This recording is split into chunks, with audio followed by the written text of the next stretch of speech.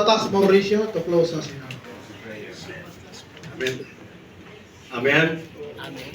Let us pray, brothers and sisters. Let us humble ourselves before God. The God who has made himself manifest through the word of our beloved guest speaker, Brother Ramon Rosa. Let us pray. Hallelujah.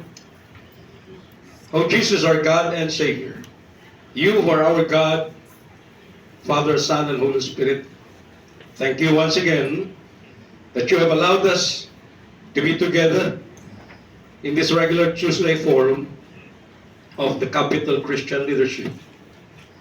Thank you for everyone that you have blessed to appear today and listen to your word you generously poured upon our brother Ramon Orosa.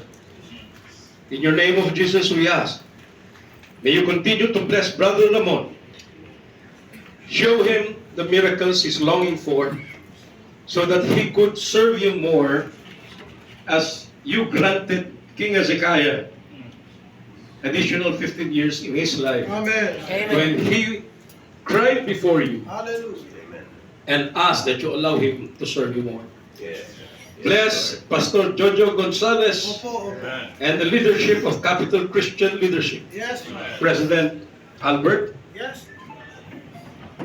and everyone else, because they continue to be faithful to this forum, to spread your word and to strengthen the faith of everyone who call themselves Christian.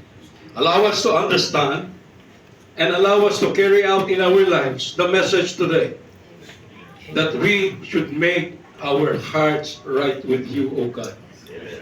And that we should do it now, today. Because the next minute may be too late.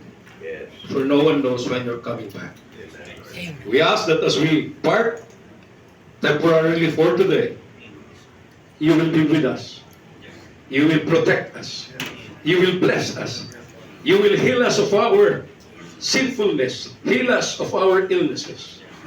And you continue in your name of Jesus to grant us your blessings, your guidance, and your protection. All of this we ask in your name of Jesus. Amen. Amen.